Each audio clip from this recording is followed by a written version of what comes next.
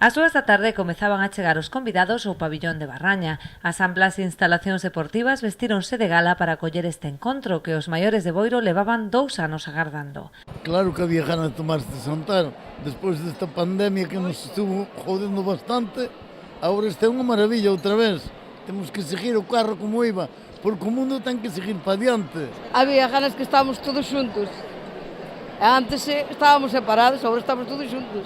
Isto é algo que non pode perderse, porque aquí reunímonos cantidad de xente que durante o ano a mellor non te ves, é xusto neste intre atópaste.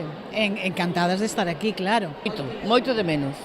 Entonces esperamos que continúe, se a COVID nos deixe, claro. Así que, bueno, temos que agradecer ao Ayuntamiento, bueno, máis lo que sea, pero moi ben.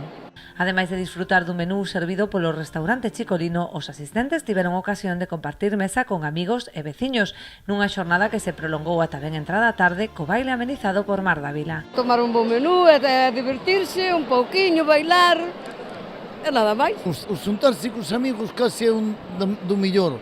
A comida é importante, non cabe dúda, pero eu para min, o xuntarme cos amigos, amalo o baile a min encántame. Entón é unha das mellores cousas que a nós nos pode gustar. Aquí encontrome con moitísima xente que fai moito tempo que non vexo. Entón, estou contento aquí. De baile e de charla, porque ti sabes que as relacións públicas son mellores a veces que a comida e outras cousas. Entón, agora máis conoces xente nova tamén.